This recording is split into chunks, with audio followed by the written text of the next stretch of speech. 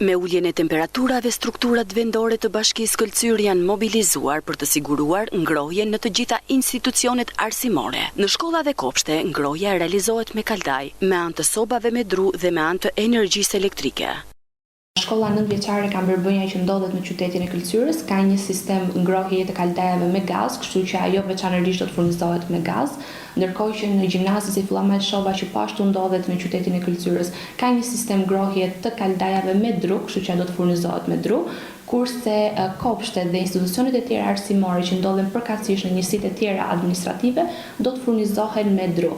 Ne kemi marrë masa dhe jemi në procesi që të gjitha institucionet arsimore të mund të pajisen me mjetet e duhura për sistemin e ngrohjes brenda datës 15 nëntor që të bëhet dhe ballë ditëve të ftohta që na paraprin. Njëkohësisht vlen të përmendet që jemi në përmirësim për rikonstruktimin e shkollës Lumo Pavari, që është edhe një dëshmi e përmirësimit të infrastrukturës arsimore në Bashkinë e Këlcyrës.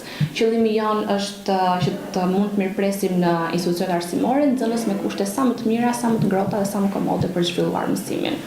Hoxha bëri të ditur se edhe në zonat e thella rurale janë marrë masat për të siguruar ngrohjen me lëndë drusore. Në vëmendje kanë qenë sigurisht edhe zonat rurale të bashkisë, sidomos ato që përballen dhe me pjesën më të madhe të ditëve të ftohta të vitit, edhe ato do të pajisen sigurisht me të gjitha sistemet dhe mjetet e nevojshme të ngrohjes. Në jurisdiksionin e Bashkisë Këlcyr janë gjithsejt 5 kopshte, 3 shkolla 9-vjeçare, 2 shkolla të mesme të bashkuara, si dhe 3 gjimnaze.